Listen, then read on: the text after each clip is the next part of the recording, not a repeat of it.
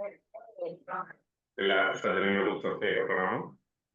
Doctor V വിശ്വനാഥപുരി നയിക്കുന്ന തീർത്ഥമന്ദിര ഭാഗവത പഠന class. ഇന്ന് ശ്രീമദ് ഭാഗവതം ചതുർത്ഥസ്കന്ധം 2-ാം അധ്യായത്തിലെ 28-ാമത്തെ ശ്ലോകം വരെയാണ് കഴിഞ്ഞ ക്ലാസ്സിൽ പറഞ്ഞു നിർത്തിയത്. ഇന്ന് തുടർന്നുള്ള ഭാഗങ്ങൾ ആരംഭിക്കുന്നു. ക്ലാസ് നയിക്കുന്നതിന് സാറിനെ സ്നേഹപൂർവ്വം സ്വാഗതം ചെയ്തു. നമസ്തേ സാർ.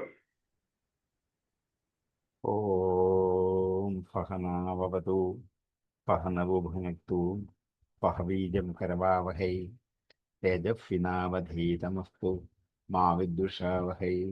ഓം ശാന്തി ശാന്തി ശാന്തി. യം പ്രവ്രജന്തമനുപേതമപേതകൃത്യം ദ്വൈവായനോ വിരഹകാതരയാജുഹാവ പുത്രേതി തന്മയതയാ തരവോഭിനീയദുസ്തം സർവഭൂതഹൃദയം മുനിമാനത. ആദരണീയരായ എല്ലാ പഠിതാക്കൾക്കും വിനീതമായ പ്രണാമം. ചതുർത്ഥസ്കന്ധം 2-ാം അധ്യായം 29-ാമത്തെ ശ്ലോകത്തിലേക്ക് നമ്മൾ കടക്കുന്നു. നഷ്ടശൗചാമൂഢധിയോ ജഡാഭസ്മസ്ഥിധാരിണാം വിശന്തു ശിവദീക്ഷായം എത്ര ദൈവം പുരാഭവം. ഇവിടെ ഭൃഗുവിന്റെ ശാപത്തെക്കുറിച്ചാണ് പറഞ്ഞുകൊണ്ടിരിക്കുന്നത്. ശിവനെ അനുമോദിച്ച ദ്വിജന്മാർ ഉപജീവനത്തിന് വേണ്ടി വിദ്യാ, തപസ്, വ്രതം എന്നിവ ആചരിക്കുന്നവരായി തീരട്ടെ. വർജ്യാവർജ്യങ്ങൾ ഗൗനിക്കാതെ ഭക്ഷിക്കുന്നവരും ധനം സമ്പാദിക്കുന്നവരുമായി തീരട്ടെ എന്നിങ്ങനെ പലതരത്തിലുള്ള ശാപങ്ങൾ ഇവിടെ ചൊരിഞ്ഞുകൊണ്ടേയിരിക്കുകയാണ്. പരസ്പരം അങ്ങോട്ടും ഇങ്ങോട്ടും ശാപങ്ങളാണ്. അതിലെ നഷ്ടശൗചാഹ, ശൗചം നശിച്ചിരിക്കുന്നവർ, ശുദ്ധിയില്ലാത്തവർ, മൂഢതീയ, ബുദ്ധി മന്ദീഭവിച്ചവർ, തിരിച്ചറിയാൻ പറ്റാത്തവർ, ജഡാഭസ്മ അസ്ഥിധാരിണ, ജഡ പിരിച്ചു കെട്ടി ഭസ്മ ധരിച്ച് അസ്ഥി ധരിച്ചുകൊണ്ട് നടക്കുന്നവരായിട്ട് വിശന്തു പ്രവേശിക്കട്ടെ ശിവദീക്ഷായ. ശിവവ്രതത്തിൽ, ദീക്ഷ എന്ന് വെച്ചാൽ വ്രതം, ദീക്ഷായാം വ്രതത്തിൽ, ശിവദീക്ഷായാം ശിവവ്രതം എന്ന് പറയുന്ന ഒരു വ്രതചര്യയെക്കുറിച്ചൊന്ന് അനുസ്മരിക്കലാണ്. വേദവിരുദ്ധമായ ആരാധനാക്രമത്തെയാണ് ശിവവ്രതം എന്ന പേരിൽ ഇവിടെ അവതരിപ്പിക്കാൻ പോകുന്നത്. അത് ഉത്കൃഷ്ടമായ ഒരു വ്രതം എന്നുള്ള അർത്ഥത്തിൽ അല്ല, വേദവിരുദ്ധമായ ചില ആചരണങ്ങൾ. അതാണ് നഷ്ടശൗചന്മാരെ, മൂഢതീകൾ, ജഡാഭസ്മ അസ്ഥിധാരികൾ, ഇതൊക്കെ വേദവിരുദ്ധങ്ങളായ ആചരണങ്ങളാണ്. അതിലേക്ക് ഇവർ പ്രവേശിക്കട്ടെ. എത്ര ദൈവം ഫുരാഭവം, അവിടെ യാതൊന്നിൽ ഫുരാഭവമാണ്, ഫുരയും ആഭവുമാണ്, മദ്യവും കള്ളുമാണ് ദൈവതമായിട്ട് കൽപ്പിക്കപ്പെടുന്നത്. ശ്രേഷ്ഠമായിട്ട് വിചാരിക്കുന്ന ഈ രണ്ട് വസ്തുക്കളാണ്. അപ്പൊ ഇങ്ങനെയുള്ള ഒരു ശിവവ്രതം അനുഷ്ഠിക്കുന്നവരായിട്ട് മാറട്ടെ ഇവർ എന്ന് ഒരു ശാപം അങ്ങോട്ട് കൊടുത്താണ്. പലതരത്തിൽ മദ്യപാനം ചെയ്ത്, ഭസ്മം ധരിച്ച്, ജഡ വിരിച്ച് ധരിച്ച്, അതേപോലെ വസ്ത്രം ധരിച്ചെന്നും ധരിച്ചില്ലെന്നും വരുത്തി, അസ്ഥി ദേഹത്തൊക്കെ ധരിച്ച്, ശൂലമൊക്കെ കയ്യിൽ പിടിച്ച്, കുളിയില്ല, ജപമില്ല, ധ്യാനമില്ല, ഒന്നുമില്ല, ഇങ്ങനെ നടക്കുന്ന കുറെ അധികം ആൾക്കാരെ നമ്മൾ ഇന്ന് നമ്മുടെ കാലത്ത് കാണാറുണ്ട്. അവര് ശിവഭക്തന്മാരാണ്, ശിവവ്രതം അനുഷ്ഠിക്കുന്നവര് എന്നൊക്കെ പറഞ്ഞാണ് നടക്കുന്നത്. പക്ഷെ അത് വേദവിരുദ്ധങ്ങളായ ധർമ്മങ്ങളാണ് അവർ അനുഷ്ഠിക്കുന്നത്. അങ്ങനെയുള്ള പാഖണ്ഡന്മാരായിട്ട് തീരട്ടെ നിങ്ങൾ. നഷ്ടശൗചാമൂഢധിയോ ജഡാഭസ്മസ്ഥിധാരിണ വിശന്തു ശിവദീക്ഷായം എത്ര ദൈവം പുരാഭവം. നഷ്ടശൗചാഹ മൂഢധിയഃ ജഡാഭസ്മസ്ഥിധാരിണഃ ശിവദീക്ഷായാം വിശന്തു എത്ര പുരാഭവം ദൈവം. നഷ്ടശൗചാമൂഢധിയോ ജഡാഭസ്മാസ്തിധാരിണാം വിശന്തു ശിവദീക്ഷായം യത്ര ദൈവം പുരാഭവം. നഷ്ടശൗചാമൂഢധിയോ ജഡാഭസ്മാസ്തിധാരിണാം വിശന്തു ശിവദീക്ഷായം യത്ര ദൈവം പുരാഭവം. ബ്രഹ്മജ ബ്രാഹ്മണാംശൈവ യദ്യൂയം പരിനിന്ദിതാം ഫേതും വിധാരണം പുംസാം അധഃപാഖണ്ഡമാശ്രിതാഹം. ബ്രഹ്മ ച ബ്രാഹ്മണാൻ ച ഏവം. വേദത്തെയും ബ്രാഹ്മണനെയും, ബ്രഹ്മശബ്ദത്തിന് വേദം എന്നർത്ഥം, വേദത്തെയും ബ്രാഹ്മണനെയും യത് യൂയം പരിനിന്ദിത, യാതൊരു വ്രതം കാരണമായിട്ട് നിങ്ങൾ നിന്ദിക്കുന്നവരായിത്തീരും. ഈ ശിവവ്രതമനുഷ്ഠിച്ച് നടക്കുന്ന ഇവര് വേദനിന്ദകന്മാരാണ്, ബ്രാഹ്മണ നിന്ദകന്മാരാണ്. അങ്ങനെ ആയിത്തീരട്ടെ നിങ്ങൾ. ബ്രഹ്മച ബ്രാഹ്മണം ശിവ യദ യൂയം പരിനിന്ദിത ഫേതും വിധാരണം പുംസാം. ഫേതു എന്ന് വെച്ചാൽ അതിയ ചിറ എന്നർത്ഥം. ഫേതു നിലനിൽപ്പിന് അതിർത്തിയ, വിധാരണം എന്ന് വെച്ചാൽ നിലനിൽക്കൽ, വിധാരണത്തിന് ഫേതുവായി നിലനിൽപ്പിന് അതിർത്തിയായിരിക്കുന്ന വേദത്തെയും ബ്രാഹ്മണരെയും, വിധാരണം ഫേതും ബ്രഹ്മച ബ്രാഹ്മണാം ശൈവ അവരെയും നിന്ദിക്കുന്നവരായി തീരട്ടെ. അതുകൊണ്ട് പാഖണ്ഡവൃത്തിയെ ആശ്രയിച്ചവരായിട്ടെ. പുംസാം മനുഷ്യർ, അതഹ അതുകൊണ്ട്, പാഖണ്ഡം ആശ്രിത, പാഖണ്ഡവൃത്തിയെ ആശ്രയിച്ചവരായി തീരട്ടെ എന്നിങ്ങനെ അങ്ങോട്ട് ശപിച്ചു. ബ്രഹ്മച ബ്രാഹ്മണാം ശൈവ യദ്യൂയം പരിനിന്ദിതാം ഫേതും വിധാരണം പുംസാമതഃപാഖണ്ഡമാശ്രിതാഹം. യത് യൂയം പുംസം വിധാരണം ബ്രഹ്മച ബ്രാഹ്മണാൻ ച പരിനിന്ദതാം തത് പാഖണ്ഡം ആശ്രിതാഃ. ബ്രഹ്മച ബ്രാഹ്മണാം ശൈവ യദ്യൂയം പരിനിന്ദതാം ഫേതും വിധാരണം പുംസാമതഃപാഖണ്ഡമാശ്രിതാഹം. ബ്രഹ്മച ബ്രാഹ്മണാം ശൈവ യദ്യൂയം പരിനിന്ദതാം ഫേതും വിധാരണം പുംസാമതഃപാഖണ്ഡമാശ്രിതാഹം. ഏഷ ഏവ ഹി ലോകാനാം ശിവപന്ഥാഫനാദനാം യം പൂർവേ ച അനുസന്ധസ്ഥുഃ യത് പ്രമാണം ജനാർദ്ദനാം. ഏഷ ഏവ ഹി ലോകാനാം, ഇത് തന്നെയാണ് ലോകങ്ങളിലെ ശിവ മംഗളകരമായ പന്ഥ വഴി, സനാതന പണ്ടേ ഉള്ള വഴിയും ഇത് തന്നെയാണ്. കാരണം വേദമാർഗത്തെ നിങ്ങൾ ദുഷിച്ചുകൊണ്ട് ആ വേദമാർഗം തന്നെയാണ് സനാതനമായ മംഗളകരമായ ലോക ജീവിതത്തെ നയിക്കുന്നത്. വേദധർമ്മം തന്നെയാണ്. യം പൂർവേച്ച അനുസന്ധസ്ഥുഃ, പൂർവികന്മാരായ ആൾക്കാര് ഇതിനെ അനുസരിക്കുന്നവരാണ്. അനുസന്ധസ്ഥുഃ അനുസരിക്കാം. ഇതിനെ അനുസരിക്കുന്നവരായിട്ട് യത് പ്രമാണം ജനാർദ്ദന, ഇതിനൊക്കെ പ്രമാണം സാക്ഷാൽ ശ്രീ ഭഗവാൻ തന്നെ ആണ് താൻ. ഭക്തന്മാരുടെ മായാബാധയെ തീർക്കുന്ന ഭഗവാൻ തന്നെയാണ്. ഇതിനൊക്കെ ഈ മാർഗത്തെ ഉപദേശിച്ചിരുന്ന ആദി ഗുരു ഭഗവാൻ തന്നെയാണ്.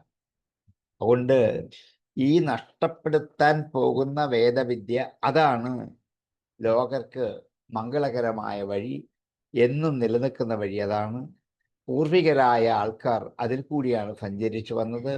അതിന് പ്രമാണം സാക്ഷാൽ ഭഗവാൻ തന്നെയാണ്. ഏഷേവ ഹി ലോകാനം ശിവപഥാഫനാദനാം യം പൂർവേ ചാനുസന്ധസ്ഥുഃ യത് പ്രമാണം ജനാർദ്ദനാം. ഏഷേവ ലോകാനാം ശിവ സനാതന പന്ഥ യം പൂർവേ ച അനുസന്ധസ്ഥുഃ യത് പ്രമാണം ജനാർദ്ദന. ഏഷേവ ഹി ലോകാനാം ശിവപന്ഥാഫനാദനാം യം പൂർവേ ചാനുസന്ധസ്ഥുഃ യത് പ്രമാണം ജനാർദ്ദനാം. ഏഷേവ ഹി ലോകാനാം ശിവപന്ഥാഫനാദനാം യം പൂർവേ ചാനുസന്ധസ്ഥുഃ യത് പ്രമാണം ജനാർദ്ദനാം. തദ്ബ്രഹ്മ പരമം ശുദ്ധം സദാം പദ്മ സനാതനം വിഗർഹ്യ യാതവാഖണ്ഡം ദൈവം വോ യത്ര ഭൂതരാട്. തദ്ബ്രഹ്മ, ആ വേദത്തെ പരമം ശുദ്ധം, ഏറ്റവും ഉത്കൃഷ്ടമായതും ശുദ്ധമായതും ഫതാം വർത്തമ, സജ്ജനങ്ങളുടെ സനാതനം വർത്തമ, അനശ്വരമായ വഴിയുമായിരിക്കുന്ന ആ വേദത്തെ വിഗർഹ്യ, നിന്ദിച്ചിട്ട്, യാത എന്താണ് പോകുന്നവർ, പാഖണ്ഡം ദൈവം ഭോ എത്ര ഭൂതരാട്, അത് പാഖണ്ഡം ദൈവം, പാഖണ്ഡമായ ദൈവത്തെ, ദുഷിച്ചു വരുന്ന ഈശ്വര ശക്തിയെ, പാഖണ്ഡന്മാർ ദൈവനിന്ദകന്മാർ എന്നാണ്, ഈശ്വര വിരോധികളായ ദൈവ നിന്ദകന്മാരാണ്.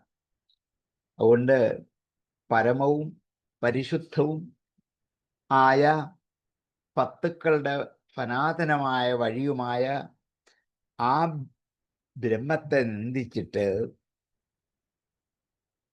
നിങ്ങൾ ആ ഭൂതപതിയായ ഭൈരവൻ എന്നുള്ള ശിവനെ നിങ്ങൾ ആശ്രയിക്കുന്നവരാണ് എന്ന് സാക്ഷാത് ബ്രഹ്മസ്വരൂപനായ വൈകുണ്ഠവാസിയായ ഭഗവാനെ നിങ്ങൾ നിന്ദിച്ചിട്ട് നിങ്ങൾ പാഖണ്ഡസ്വരൂപിയായ ഈ ഭൂതരാട്ടായ ഭൈരവനായ ആ ശിവതത്വത്തെ ആരാധിക്കാൻ പുറപ്പെടുന്നവരായിട്ട് മാറട്ടെ. ഇതൊക്കെ ശാപമാണ്.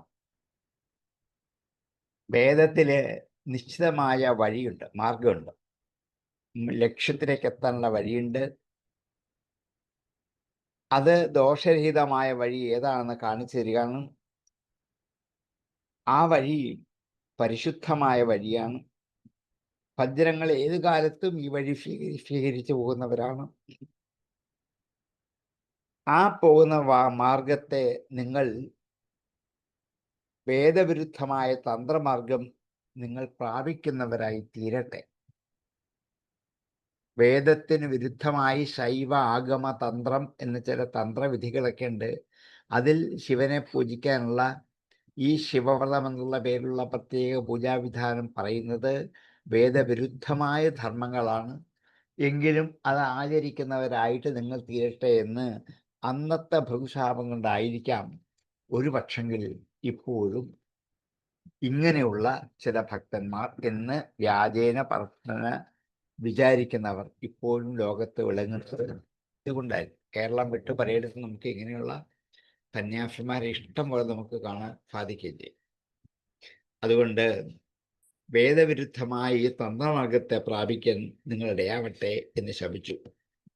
അതിൽ നിങ്ങൾ ഭൂതപ്രേതാദികളായ ദേവതകളെ ആരാധിക്കുന്നവരായിട്ടെ, കാലഭൈരവൻ, പിശാച്, കുട്ടിച്ചാത്തൻ ഇങ്ങനെയുള്ള ദേവതകളെ ആരാധിക്കാൻ ആയിത്തീരട്ടെ എന്ന് അന്ന് ശപിച്ചിട്ടുണ്ട്. ആ ശാപം ഇപ്പോൾ നടന്നുകൊണ്ടിരിക്കുകയാണ്.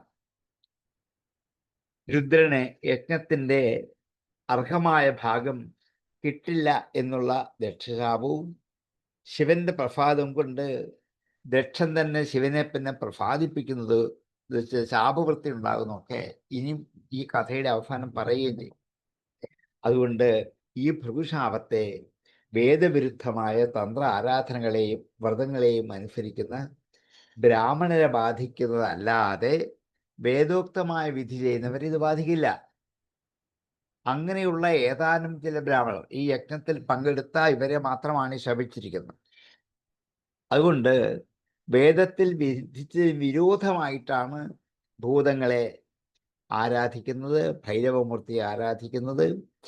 അതുകൊണ്ട് അവർ സംസാര സങ്കടങ്ങളെയും നരകക്ലേശങ്ങളെയും അനുഭവിക്കുന്നത് തന്നെയായിട്ട് തീരും. ഇതായിരുന്നു ഭൃഗുവിൻ്റെ ശാപം. അതിൻ്റെ നിവൃത്തിയില്ല എന്നർത്ഥം. ബാക്കി എല്ലാത്തിനും ഉണ്ട്. ദക്ഷന്റെ ശാപത്തിന് നിവൃത്തിയുണ്ട്, ഇതിനതില്ല. അതുകൊണ്ട് ബ്രാഹ്മണ ശാപം ദുരത്യമാണ്, അതിക്രമിക്കാൻ പറ്റാത്തതാണ് എന്ന് സ്പഷ്ടമായിട്ടും ഇനിയുള്ള ശ്ലോകങ്ങളിൽ വ്യാഖ്യാനിക്കുന്നുണ്ട്. തത് ബ്രഹ്മ പരമം ശുദ്ധം സദം വർമ്മഫനാദനം വിഗർഹയാതപാഖണ്ഡം ദൈവമോ എത്ര ഭൂതരാൻ. പരമം ശുദ്ധം സതാം സനാതനം വർമ്മ തദ് ബ്രഹ്മ വിഗർഹ്യ വഹ് ഭൂതരാട്. തദ്ബ്രഹ്മപരമം ശുദ്ധം ഫലം വർത്തഫനാദനം വിഗർഹ്യയാതപാഖണ്ഡം ദൈവം വോ യത്ര ഭൂതരാൻ. തദ്ബ്രഹ്മപരമം ശുദ്ധം ഫലം വർത്തഫനാദനം വിഗർഹ്യയാതപാഖണ്ഡം ദൈവം വോ യത്ര ഭൂതരാട്. മൈത്രേയ വാച. ഇതായിരുന്നു ഭൃഗുവിന്റെ ശാപം. തഫ്യൈവം വദത ശാപം ഭൃഗോഫ ഭഗവൻ ഭവാം നിശ്ചക്രാമ തത കിഞ്ചിത് വിമനായിവ ഭാനുകാം. തഫ്യ ഏവം ശാപം വദത ഭൃഗോഹു. ഇങ്ങനെ ശാപം പറഞ്ഞുകൊണ്ടിരിക്കുന്ന ആ ഭൃഗുവിനടുക്കൽ നിന്നും ഭഗവാൻ ഭവ, ആ ഭവനായ ശിവൻ നിശ്ചക്രാമ, പുറത്ത് കടന്നു. തത് കിഞ്ചിത് വിമനായിവ ഭാനുക. അപ്പോൾ ഭാനുകന്മാർ, പരിജനങ്ങൾ ഓടുകൂടി തന്നെയാണ് അല്പം വൈമനസ്യമുള്ളതുപോലെ, വിമനാഹ ഇവ, വിമനാഹ വൈമനസ്യം, അല്പം വൈമനസ്യമുള്ളവരെ പോലെ പരമശിവനും അദ്ദേഹത്തിൻ്റെ അനുയായികളും അവിടെ നിന്നും യാത്രയായി. ഇങ്ങനെ ഭൃഗുവും ശപിച്ചു കഴിഞ്ഞപ്പോൾ ആ സാക്ഷാൽ പരമശിവൻ മനസ്സിന് അല്പം വിഷമം ഉണ്ടായതായി നടിച്ചിട്ട് അവിടെ നിന്നും പരിവാരത്തോടുകൂടി യാത്രയായി. മനസ്സങ്കോചം ശിവന് വാസ്തവത്തിൽ ഉണ്ടാവുന്നതല്ല. അതുകൊണ്ടാണ് വിമന ഇവ എന്ന് പ്രയോഗിച്ചത്. എന്നതുപോലെയുള്ളൂ, അതില്ല. വൈമനസ്യമുള്ളവനെ പോലെയുള്ളൂ, ഇല്ല വൈമനസ്യം. കാരണം ഭഗവാന് വൈമനസ്യം ഉണ്ടാകാൻ പറ്റില്ലല്ലോ. അതുകൊണ്ട് ഈ ഉച്ചനീചഗതികളൊക്കെ ഈശ്വരനിഷ്ഠമാകയാൽ ശിവപ്രേരിതമായിട്ട് വന്ന ഭൃഗുവിൻ്റെ ശാപം കൊണ്ട് ഇന്നും നിലനിൽക്കുന്നതാണ്. ഇതിന് പരിഹാരം ഇല്ലതാണ്. അതുകൊണ്ടാണ് ഇന്നും ഇത് നിലനിൽക്കുന്നത്.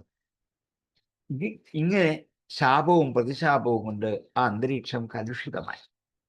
തഫ്യൈവം വദത ശാപം ഭൃഗോഫ ഭഗവൻ ഭവാം നിശ്ചക്രാമ തത കിഞ്ചിത് വിമനായിവ ഭാനുകാം. ഏവം ശാപം വദതഃ തസ്യ ഭൃഗോഃ ഭഗവാൻ സ ഭവഃ കിഞ്ചിത് വിമനാ ഇവ ഭാനുകഃ തതഃ നിശ്ചക്രാമ. തഫ്യൈവം വദത ശാപം ഭൃഗോഫ ഭഗവൻ ഭവാം നിശ്ചക്രാമ തത കിഞ്ചിത് വിമനായിവ ഭാനുകാം. തേപി വിശ്വസൃജഫത്രം സഹസ്രപരിവത്സരാൻ സംവിധായ മഹേശ്വാസ യത്രേജ്യ വൃഷഭോ ഹരീം. ആപ്ലുത്യാവഭൃതം യത്രാം ഗംഗായമുനന്വിതാം വിരജേനാത്മനാ സർവേ സ്വം സ്വം ധാമയുസ്തതാം. തേപി അവരാകട്ടെ വിശ്വസൃജ സത്രം, വിശ്വസൃഷ്ടിൻ്റെ സത്രത്തെ സഹസ്രപരിവത്സരാൻ 1000 വർഷം നീണ്ടു നിൽക്കുന്ന വിശ്വസൃഷ്ടിൻ്റെ ഈ സത്രത്തെ സംവിധായ വേണ്ടവണ്ണം അതിനെ പൂർത്തിയാക്കിയിട്ട് മഹേശ്വാസ, അല്ലയോ വിതുര എന്ന സംബോധനയാണ്. ഇഷു എന്ന വാക്കിനർത്ഥം അമ്പെന്നാണ്. ഇശ്വാസം അമ്പ് വയ്ക്കുന്ന സ്ഥലം, വില്ല് എന്നർത്ഥം. മഹത്തായ വില്ലോട് കൂടിയവൻ മഹേശ്വാസൻ വിതുരരെ ഒന്ന് സംബോധന ചെയ്താണ്. വിതുരയുടെ കയ്യിലൊരു മഹത്തായ വില്ലുണ്ട്. അതുകൊണ്ട് ഏത് അധർമ്മികാരികളെയും അധർമ്മത്തെയും ഇല്ലായ്മ ചെയ്യാനുള്ള കഴിവ് അങ്ങേക്കുണ്ട് എന്ന് ബോധ്യപ്പെടുത്താൻ വേണ്ടിയിട്ട് ഇവിടെ വിശ്വസൃജ എന്നൊരു സംബോധന, അല്ല മഹേശ്വാസ എന്നൊരു സംബോധന ചെയ്തു എന്ന് മാത്രമേ ഉള്ളൂ. എത്ര ഇജ്യ ഋഷഭോ ഹരി,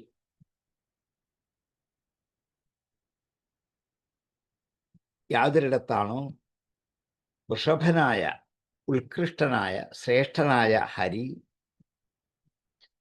സർവോത്കൃഷ്ടനായ ഭഗവാൻ, ഇജ്ജനായ, ഇജ്ജൻ പൂജിക്കപ്പെടേണ്ടവനായ ഭഗവാൻ, വാസ്തവത്തിൽ ശ്രീ വൈകുണ്ഠവാസിയായ ഭഗവാൻ തന്നെയാണ്. എത്ര ഇജ്യ ഋഷഭോ ഹരി, അവരെങ്ങനെയൊക്കെയോ ഈ സത്രം പൂർത്തിയാക്കിയ 1000 വർഷം കൊണ്ട്.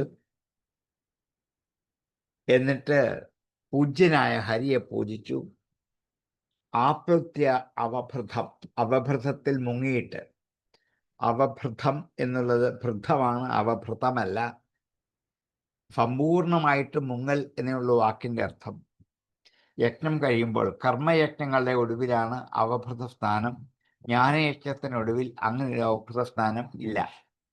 അതുകൊണ്ടാണ് സപ്താഹ യജ്ഞങ്ങളിൽ ഒരു കാലത്ത് അവഭൃത സ്നാനം ഉണ്ടായിരുന്നില്ല.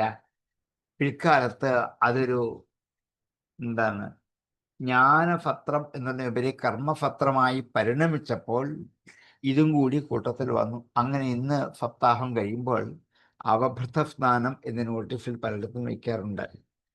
പക്ഷേ ഇവിടെ ഈ യജ്ഞം കഴിഞ്ഞിട്ട് അവഭൃതം ആപത്യ മുങ്ങിയിട്ട് എവിടെയാണ് മുങ്ങിയത്? എത്ര ഗംഗ യമുനയ അന്വിത, എവിടെയാണോ ഗംഗയും യമുനയും തമ്മിൽ കൂടിച്ചേരുന്നത് അവിടെ, ആ ത്രിവേണി സംഗമത്തിൽ വിരജേ ആത്മനാ സർവേ, പരിശുദ്ധമായ ആത്മാവ് കൊണ്ട്, വിരജമായ ആത്മാവ് കൊണ്ട് സർവേ എല്ലാവരും സ്വം സ്വം ധാമ യേയുസ്തത, അവരവരുടെ സ്ഥാനത്തേക്ക് തിരിച്ചുപോയി. യേയുഹു പോയി. സ്വം സ്വം ധാമ, അവരവരുടെ ധാമത്തിലേക്ക് യേയുഹു പോയി. യേയുഹു തതഃ യേയുസ്തതഃ, അനന്തരം അങ്ങനെ ഋത്തുക്കൾ എല്ലാവരും കൂടെ കൂടി 1000 വർഷം നീണ്ടു നിൽക്കുന്ന യാഗം ഒരു വിധത്തിൽ പൂർത്തിയാക്കി. യാഗത്തിൻ്റെ ഒടുവിൽ സാക്ഷാൽ വൈകുണ്ഠഭാഷിയായ ഭഗവാനെ പൂജിച്ചു, അവഭൃതസ്നാനം ചെയ്തു ഗംഗായമുനകളുടെ സംഗമസ്ഥാനത്ത്. എന്നിട്ട് പരിശുദ്ധമായ ആത്മാവോടെ എല്ലാവരും അവരവരുടെ വാസസ്ഥാനത്തേക്ക് തിരിച്ചുപോയി. അങ്ങനെ ആ യജ്ഞം പൂർണ്ണമായി. ഈ അധ്യായവും അവിടെ സമ്പൂർണ്ണമാക്കി. തേപി വിശ്വസൃജപത്രം സഹസ്രപരിവത്സരാൻ സംവിധായ മഹേശ്വാസ യത്രേജ്യ ഋഷഭോഹരി ആപ്രത്യാവഭൃതം യത്ര ഗംഗാ യമുനയന്വിതാം വിരജേനാത്മനെ സർവേ സ്വം സ്വം ധാമയുസ്തതാം. തേ വിശ്വസൃജഃ അപി സഹസ്രപരിവത്സരാൻ പത്രം സംവിധായ.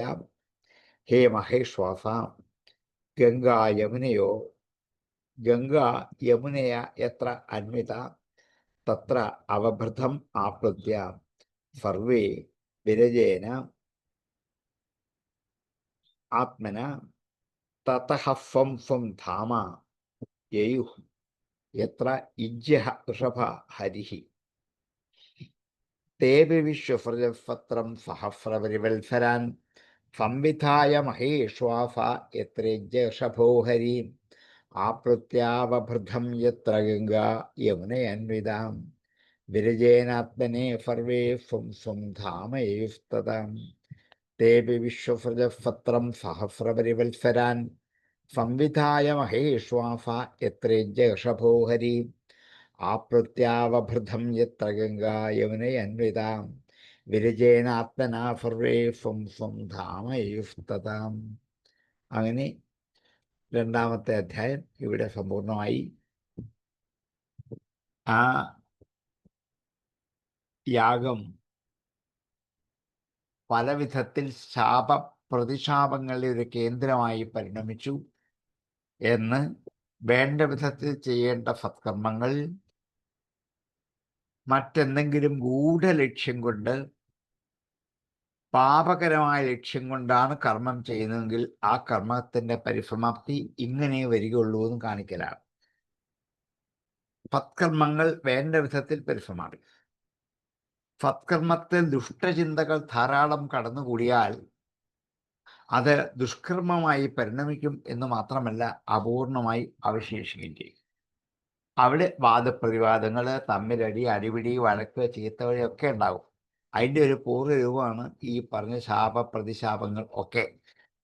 ഇതൊക്കെ അന്ന് അവിടെ ഉണ്ടായി. ഇന്നും ഇതേപോലെ ആരെങ്കിലും ഈശ്വരാരാധനയോ യജ്ഞമോ കർമ്മമോ ചെയ്യാൻ നിശ്ചയിച്ചാൽ അതിൻ്റെ പരിണതഫലം ഇതുപോലെയുള്ളൊരു ദുരന്തം ആയിരിക്കുമെന്ന് ഓർമ്മിപ്പിച്ചുകൊണ്ടാണ് ഈ അധ്യായം ഉപസംഹരിക്കുന്നത്. നമുക്ക് മൂന്നാം അധ്യായത്തിലേക്ക് പ്രവേശിക്കാം. ശ്രീ മൈത്രേയ ഉവാചാം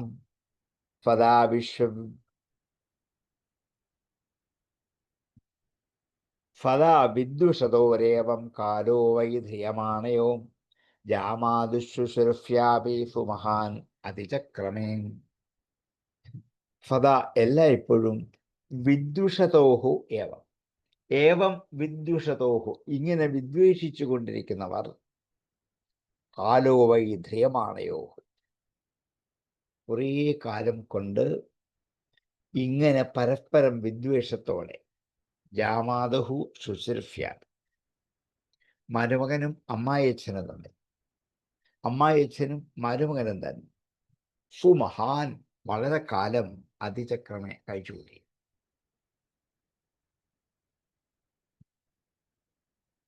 ഇവർ തമ്മിലുള്ള വിരോധം പെട്ടെന്ന് തീർന്നില്ല.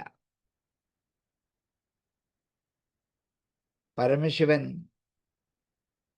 തൻ്റെ മകളുടെ ഭർത്താവാണ്, ദക്ഷൻ തൻ്റെ പത്നിയുടെ പിതാവുമാണ്. ഇതാണ് ഇവർക്ക് തമ്മിലുള്ള സംബന്ധം. ഇത്രമാത്രമുള്ള ബന്ധത്തിൽ നിന്നാണ് ഒരു വലിയ കലഹം ഉണ്ടാകാൻ കാരണമായി. അത് നശിക്കാൻ പറ്റാത്തതുമായി. ഇങ്ങനെ ഇവർ കലഹിച്ചുകൊണ്ട് കുറേ കാലം കഴിച്ചുകൂട്ടി. സദാ വിദ്വിഷതോരേവം കാലോ വൈധ്രിയമാണയോ ജാമാതുശുശ്രൂഷ്യാപീഷു മഹാനതിചക്രമേ. സദാ വിദ്വിഷതോഹോ ധ്രിയമാണയോ ജാമാതുഹു ശുശ്രൂഷ്യാപി സുമഹാൻ കാലഃ അതിചക്രമേ. സദാ വിദ്വിഷതോരേവം കാലോ വൈദ്രിയമാണയോ ജാമാതുശുശ്രൂഷ്യാപി സുമഹാനതിചക്രമേ. സദാ വിദ്വിഷതോരേവം കാലോ വൈധ്രിയമാണയോ ജാമാതുശുശ്രൂഷ്യാപി സുമഹാനതിചക്രമേ. യഥാ അഭിഷിക്തോ ദക്ഷസ്തു ബ്രഹ്മണാ പരമേഷ്ഠിനാം പ്രജാപതീനാം സർവേഷാം ആധിപത്യേ സ്മയോഭവത്. യഥാ അഭിഷിക്തോ ദക്ഷസ്തു ബ്രഹ്മണാ പരമേഷ്ഠിന. എപ്പോഴാണോ പരമേഷ്ഠിയായ ബ്രഹ്മാവിനാൽ ദക്ഷൻ പ്രജാപതിമാരുടെ നേതാവായി അഭിഷിക്തനായപ്പോൾ ഈ സർവപ്രജാപതികാരുടെയും ആധിപത്യ സ്ഥാനം ബ്രഹ്മാവ് ദക്ഷൻ നൽകി. കാരണം ബ്രഹ്മാവിൻ്റെ പുത്രന്മാർ ഏറ്റവും ഇളയവനാണ് ദക്ഷൻ. ആ ഇളയവനോട് കുറച്ച് കൂടുതൽ വാത്സല്യം കാണിക്കുക ഒരു പിതാവിൻ്റെ സ്വാഭാവികമായ ശരിയാണ്. വേണമെന്ന് നിർബന്ധമില്ല, പക്ഷെ അങ്ങനെയൊക്കെ പലപ്പോഴും അനുഭവിക്കാറ്. അതുകൊണ്ട് ബ്രഹ്മാവ് ദക്ഷനോട് കുറച്ച് കൂടുതൽ വാത്സല്യം കാണിച്ചു. എന്ത് ചെയ്തു? എല്ലാ പ്രജാപതിമാരും ഒരുപോലാണെങ്കിലും തൻ്റെ പുത്രനായ ബാക്കിയുള്ളവർ തന്നെ പുത്രന്മാരാണ്.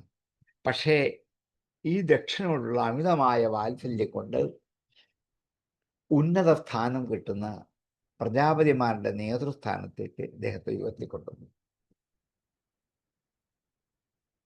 അതുകൊണ്ട് എന്ത് സംഭവിച്ചു? പ്രജാപതീനാം സർവേഷാം ആധിപത്യം ഉണ്ടായപ്പോൾ സ്മയോഭവത്. സ്മയം എന്ന് വെച്ചാൽ ഗർവ്, അഹങ്കാരം. സ്മയം പുഞ്ചിരി എന്നതിന് അർത്ഥമുണ്ട്, ഇവിടെ അതല്ല. ഇവിടെ ഗർവ്, അഹങ്കാരം എന്നർത്ഥം. അങ്ങനെ സ്ഥാനമാനങ്ങൾ ധാരാളം കിട്ടുമ്പോൾ അഹങ്കാരവും കൂടെ വർദ്ധിച്ചു വരും ചിലർക്ക്. അതിൻ്റെ കാരണം ലാളന കൊണ്ടാണ്. ഇന്നത്തെ മാതാപിതാക്കളുടെ ഏറ്റവും വലിയ ഹാനികരമായ ദോഷം ഇതാണ്. മക്കളെ എത്ര ലാളിച്ചാലും മതിയാവില്ല. 5 വയസ്സ് വരെയോ 10, 15, 20, 25, 30 വരെ ലാളിച്ചാലും മതിയാവില്ല. വിരക്തി വരില്ല. ലാളിക്കാൻ അനുവദിച്ച സമയം 5 വർഷമാണ്, ആദ്യത്തെ 5 വർഷം. അതിനുശേഷം 15 വർഷം ലാളിക്കരുത്, ശാസിക്കണം. 16 കഴിഞ്ഞാൽ പിന്നെ ശാസിക്കാനും പറ്റില്ല, ഉപദേശിക്കാനും പറ്റില്ല, ഒന്നും പറ്റില്ല. നല്ല തരം കിട്ടിയാൽ അടുക്ക വന്നിരുന്ന് മറ്റെന്തെങ്കിലുമൊക്കെ പറഞ്ഞ് അറിയാതെ ഉപദേശം കൊടുക്കാനേ പറ്റുകയുള്ളൂ. ഇത് മാതാപിതാക്കൾ അനുഭവിച്ചുകൊണ്ടിരിക്കുന്നതാണ്. അതുകൊണ്ട് 5 വയസ്സ് കഴിഞ്ഞാൽ പിന്നെ ലാളിക്കാൻ പുറപ്പെടരുത്. ലാളിച്ചാൽ ദക്ഷനെ പോലെയുള്ള അഹങ്കാരികളായ പുത്രന്മാർ വർദ്ധിച്ചു വരും എന്ന് ഭാഗവതം നമ്മെ പഠിപ്പിക്കല. അതുകൊണ്ട് ഒരു ഉന്നത സ്ഥാനത്തിലേക്ക് ഈ ദക്ഷൻ അഭിഷേകം ചെയ്യപ്പെട്ട് അവരോധിതനായപ്പോൾ ഒപ്പം അഹങ്കാരവും കൂടി ദക്ഷന് വളർന്നു വന്നു. ഞാനാണ് വലുത്, എനിക്കാണ് സ്ഥാനമാനം കിട്ടിയിരിക്കുന്നത്, അച്ഛന് ഏറ്റവും ഇഷ്ടപ്പെട്ട ആളാണ് ഞാൻ എന്നിങ്ങനെ പലതരത്തിൽ ദക്ഷൻ അഹങ്കാരിയായി തോന്നി. യഥാഭിഷിക്തോ ദക്ഷസ്തു ബ്രഹ്മണാ പരമേഷ്ഠിനാം പ്രജാപതീനാം സർവേഷാം ആധിപത്യേ മയോഭവത്.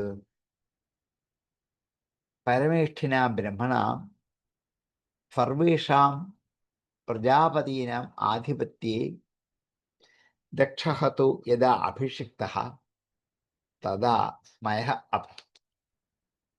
യഥാ അഭിഷിക്തോ ദക്ഷസ്തു ബ്രഹ്മണാ പരമേഷ്ഠിനാം പ്രജാപതീനാം സർവേഷാം ആധിപത്യേ മയോഭവത്. യഥാ അഭിഷിക്തോ ദക്ഷസ്തു ബ്രഹ്മണാ പരമേഷ്ഠിനാം പ്രജാപതീനാം സർവേഷാം ആധിപത്യേ മയോഭവത്. ഇഷ്ട്വാഫവാജപേയേന ബ്രഹ്മിഷ്ഠാനഭിഭൂയ ച ബൃഹസ്പതിഭവം നാമ സമാരേഭേ കൃതോത്തമം. അവൻ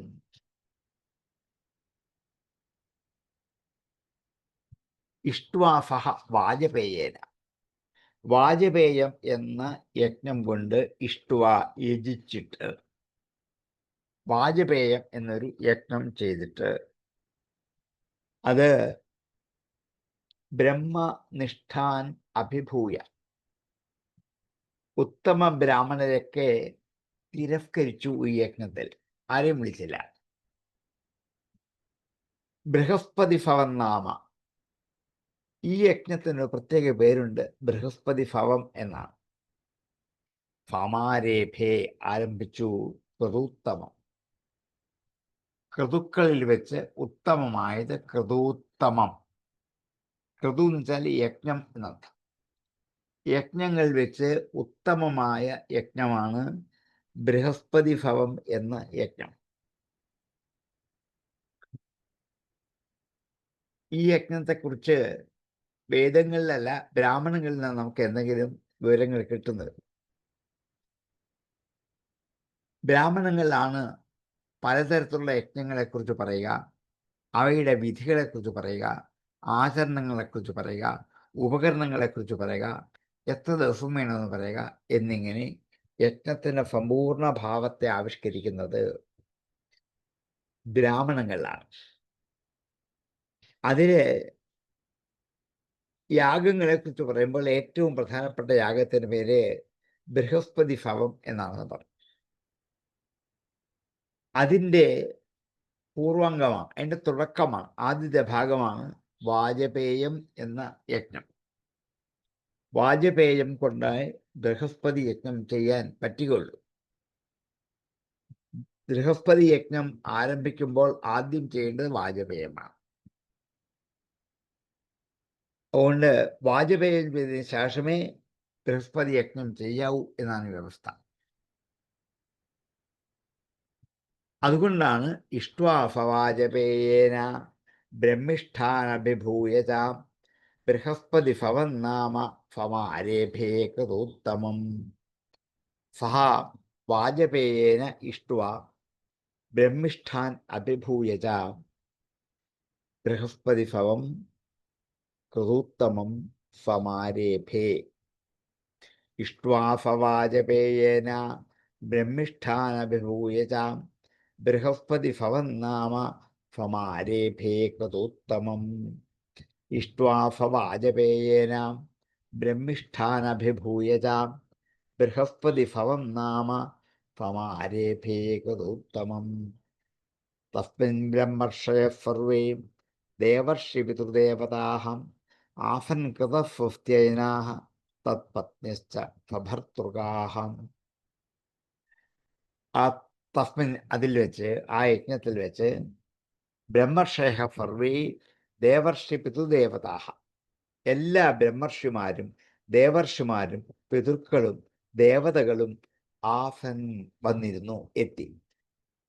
കൃതഫസ്ത്യേനാഹ മംഗളം ചെയ്തിട്ട് തത് പത്നിശ്ച അവരുടെ പത്നിമാരും ഫഭർതൃകാഹ ഫഭർതൃകളായ അവരുടെ പത്നിമാരും ആസൻ അവിടെ എത്തിച്ചേർന്നു.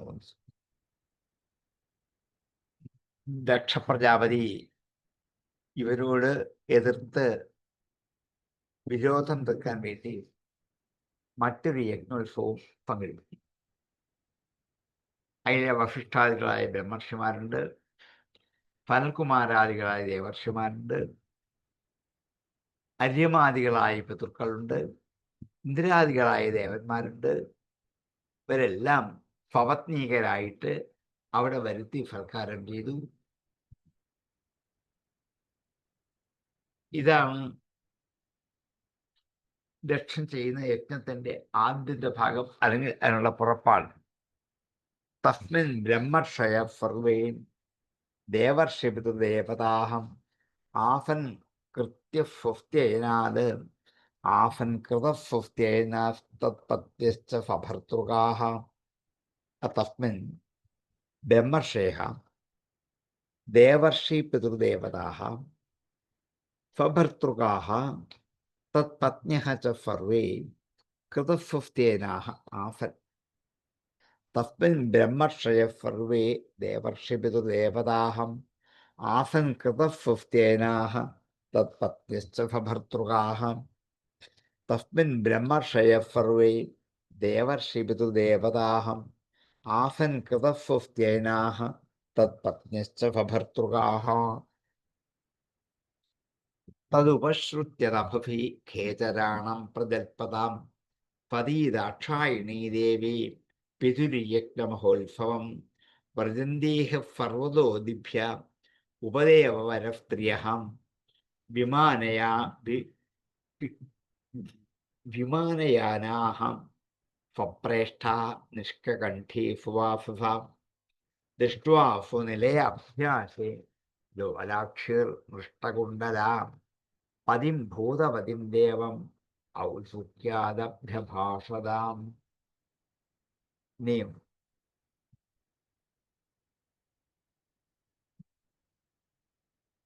പതീദേവി പരമശിവനോട് പറയുന്നു. തത് ഉപശ്രുത്യ അത് കേട്ടിട്ട് നഭവി ആകാശത്തിൽ ഖേചരാണ ആകാശചാരികളായ ദേവന്മാരുടെ പ്രജൽപതാം ഉച്ചത്തിൽ ഉറക്ക വിളിച്ചു പറയേണ്ട പേരാണ് പ്രജൽപനം.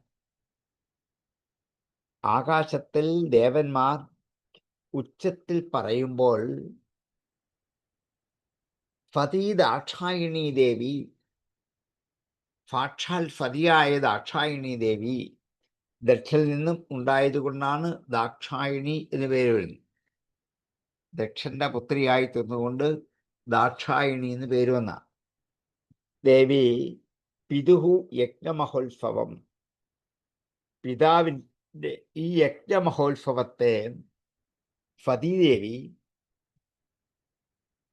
തത് ഉപശ്രുത്യ കേട്ടിട്ട് ആകാശത്തിൽ കൂടി ആകാശചാരികളായ ദേവന്മാർ പരസ്പരം സംഭാഷണം ചെയ്ത് ചിരിച്ച് കളിച്ച് പോകുന്നത്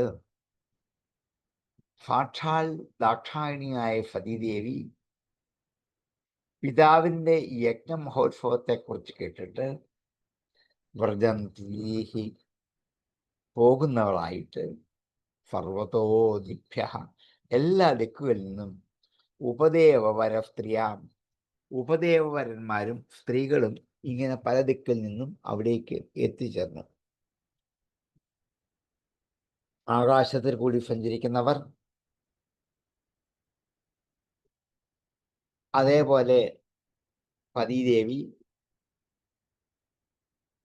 ആ പിതാവിൻ്റെ യജ്ഞത്തെക്കുറിച്ച് കേട്ടറിയുകയും 4 ഭാഗത്തു നിന്നും എത്തിച്ചേർന്നവരായ ഉത്തമ സ്ത്രീകൾ പ്രജന്തി ഫർവോദിഭ്യ ഉപദേവ വരസ്ത്രീയ വിമാനയാനാഹ ആകാശ വിമാനയാത്രയിലൂടെ യാനം യാത്ര വിമാനയാനാഹ ആകാശയാത്രയിലൂടെ ഫപ്രേഷ്ഠാഹ തങ്ങളുടെ പ്രിയന്മാരോടൊപ്പം പിതുഹു യജ്ഞമഹോത്സവം പിതാവിൻ്റെ യജ്ഞമഹോത്സവത്തെ പോകുന്നതായി ദൃഷ്ടുവ കണ്ടിട്ട് സ്വനിലയ അഭ്യാസെ സ്വന്തം വീടിൻ്റെ അരികിൽ അഭ്യാസം അരികിൽ സ്വനിലയ അഭ്യാസം സ്വന്തം വീടിൻ്റെ അരികത്ത് ലോലാക്ഷീഹി സുന്ദരിമരായി ഇളകുന്ന കണ്ണുകളോട് കൂടിയവരായിട്ട് മൃഷ്ടകുണ്ടലാഹ കുണ്ടലങ്ങൾ ഇളക്കിക്കൊണ്ട് ഭൂതപതിയായ തൻ്റെ ഭർത്താവിനെ ദേവനെ ഔത്സുക്യാത് അഭ്യഭാഷത ഔത്സുക്യം കൊണ്ട് അഭിഭാഷണം ചെയ്തു. അപ്പൊ ഈ പതിദേവി പരമശിവനോട് ആവശ്യപ്പെട്ടത് അവിടെ നടക്കുന്ന പിതാവിൻ്റെ യജ്ഞമഹോത്സവത്തിൽ നോക്കൂ എത്ര ദേവന്മാർ സംഘങ്ങളായിട്ട് പോകുന്നു, അതേപോലെ ദേവവാദ്യങ്ങൾ ധാരാളം മുഴക്കുന്നു, എല്ലാ ദിക്കിൽ നിന്നും ദേവന്മാരല്ലാത്ത ഉപദേവന്മാരും അവരുടെ സ്ത്രീകളും വിമാനത്തിൽ കൂടി യാത്ര ചെയ്തുകൊണ്ട് ഫപ്രേഷ്ഠ നിഷ്കണ്ഠി ഫുവാഫഭ ഏറ്റവും ആദരണീയായ സുന്ദരിയായി നിഷ്കണ്ഠീഹി നിഷ്കണ്ഠ പതക്കം കണ്ഠം കഴുത്തിൽ ഒരു മാല കഴുത്തോളം കൃത്യമായിട്ട് അതിൻ്റെ അറ്റത്ത് ഒരു ലോക്കറ്റും കൂടി ഘടിപ്പിച്ചിരിക്കുന്നതാണ്. നിഷ്കണ്ഠി ഫുവാഫഭ നല്ല വസ്ത്രം ധരിച്ചവർ. അങ്ങനെ മുകളിൽ കൂടി പോകുന്ന ദൃഷ്ടുവ കണ്ടിട്ട് എവിടുന്ന് കണ്ടു? സ്വനിലയ അഭ്യാസേ സ്വന്തം വീടിൻ്റെ അരികത്തിൽ നിന്നാണ് കണ്ടത്. അഭ്യാസം സമീപം അടുത്ത്. സ്വനിലയം സ്വന്തം വീട്. സ്വന്തം വീടിൻ്റെ അടുക്കൽ വെച്ച് ലോലാക്ഷീഹി സുന്ദരിമാരെ മൃഷ്ടകുണ്ടലാഹ കുണ്ടലങ്ങൾ ഇളക്കിയാടുന്ന സുന്ദരിമാരെ ഭൂതപതിം ദേവം ഭൂതവതിയുടെ പതിയായ ആ ദേവനോട് ഔത്സുക്യാത് ഉത്കണ്ഠ കൊണ്ട് അഭ്യഭാഷത സംഭാഷണം ആരംഭിച്ചു എന്നർത്ഥം. തദുപശ്രുത്യ നഭഫി ഖേചരാണം പ്രജൽപതാം പതീദാക്ഷായണീ ദേവീ പിതുര്യജ്ഞമഹോത്സവം വ്രജന്തേഹി ഫർവതോദിഭ്യ ഉപദേവവരസ്ത്രിയാം വിമാനയാനാ ഫപ്രേഷ്ഠാ നിഷ്കണ്ഠീ ഫുവാഫഭാം ദൃഷ്ട്വാ സ്വനിലയാഭ്യാസേ ലോലാക്ഷീ മൃഷ്ടകുണ്ടലാഹം ഭൂതവതിം ദേവം ഔത്സുക്യാത് അഭ്യഭാഷതാം. ഈ ശാപങ്ങളൊക്കെ കേട്ടിട്ട് ആകാശത്തിൽ കൂടി പോകുന്ന ദേവസമൂഹങ്ങൾ പിതാവിൻ്റെ യജ്ഞമഹോത്സവം കാണാൻ വേണ്ടി പോകുന്നതായിട്ട് കണ്ടപ്പോൾ എല്ലാ ദിക്കുകളിൽ നിന്നും പിന്തിരിഞ്ഞിട്ട് ഉപദേവന്മാരായ വരസ്ത്രീകളോടുകൂടി വിമാനയാനം ചെയ്യുന്നവരായിട്ട് സ്വപ്രേഷ്ഠാഹ ഉത്കൃഷ്ടകളായി നിഷ്കണ്ഠീഹി ലോക്കറ്റ് ധരിച്ചവരായിട്ട് സുവാസഭ നല്ല വസ്ത്രം ധരിച്ചവരും ആയിരുന്നു അവർ. ദൃഷ്ട്വാ സുനിലയാഭ്യാസേ ലോലാക്ഷിർമൃഷ്ടകുണ്ടലാം ഭൂതപതിം ദേവം ഔത്സുക്യാദഭ്യഭാഷതാം ഭൂതപതിയായ ആ ദേവനോട് ഔത്സുക്യം ഉത്സുകത കൊണ്ട് ഉത്സാഹം കൊണ്ട് അഭ്യഭാഷത പറഞ്ഞു, അഭിഭാഷണം ചെയ്തു. തദുപശ്രുത്യ നഭഫി ഖേചരാണം പ്രജൽപതാം ഫതീദാക്ഷായണീ ദേവീ പിതുര്യജ്ഞമഹോത്സവം വ്രജന്തേ സർവതോദിഭ്യ ഉപദേവവരസ്ത്രിയാം വിമാനയാനാ ഫപ്രേഷ്ഠാ നിഷ്കണ്ഠീ ഫുവാഫഭാം ദൃഷ്ട്വാ സ്വനിലയാഭ്യാസേ ലോലാക്ഷിർമൃഷ്ടകുണ്ടലാ പതിം ഭൂതപതിം ദേവം ഔത്സുക്യാദഭ്യഭാഷതാം. നഭഫി ഖേചരാണാം പ്രജൽപതാം പിതുഃ യജ്ഞമഹോത്സവം ദാക്ഷായിണീ സതീദേവി ഉപസൃത്യ വിമാനയാനാഃ പപ്രേഷ്ഠാഃ നിഷ്കകണ്ഠേ സുവാസസഃ മൃഷ്ടകുണ്ഡലാഃ ലോലാക്ഷീः ഉപദേവവരസ്ത്രിയः സർവതഃ ദിഭ്യഃ പ്രജന്തേഃ ദൃഷ്ട്വാ ഔത്സുക്യാത് ഭൂതപതിം ദേവം പതിം അഭ്യഭാഷത. തദുപശ്രുത്യ നഭഫി ഖേചരാണം പ്രജൽപതാം പതീദാക്ഷായിണീ ദേവി പിതുര്യജ്ഞമഹോത്സവം വ്രജന്തി സർവതോദിഭ്യാം ഉപദേവവരസ്ത്രിയാം വിമാനയാനാസപ്രേഷ്ഠാ നിഷ്കകണ്ഠീ സുവാസസാം ദൃഷ്ട്വാ സ്വനിലയാഭ്യാസേ ലോലാക്ഷിർമൃഷ്ടകുണ്ഡലാഃ പതിം ഭൂതപതിം ദേവം ഔത്സുക്യാദഭ്യഭാഷതാം.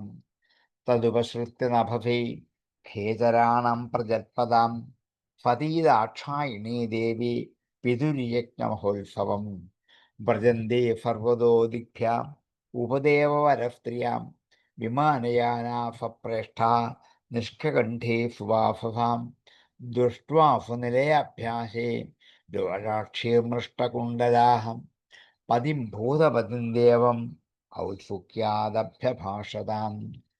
തദുപസൃത്യ നഭഫി ഖേചരാണം പ്രജൽപതാം സതീദാക്ഷായിണീ ദേവി പിതുര്യജ്ഞമഹോത്സവം വ്രജന്തി സർവതോ ദിഭ്യാം ഉപദേവവരസ്ത്രിയാം വിമാനയാനാസപ്രേഷ്ഠാ നിഷ്കണ്ഠീ സുവാസസാം ദൃഷ്ട്വാ സുനിലയാഭ്യാസേ ലോലാക്ഷീः മൃഷ്ടകുണ്ഡലാം പതിം ഭൂതപതിം ദേവം ഔത്സുക്യാദഭ്യഭാഷതാം. തൻ്റെ വീടിൻ്റെ അരികത്ത് കുണ്ഡലം ഇളക്കിക്കൊണ്ട് ലോലാക്ഷിമാരായ അവർ ഭൂതപതിയായ തങ്ങളുടെ ഭർത്താവിനെ കണ്ടിട്ട് ഔത്സുക്യത്തോടെ ഇങ്ങനെ പറഞ്ഞു എന്നർത്ഥം. ഇനി അടുത്ത ഫതിയുടെ വാക്കുകളാണ്.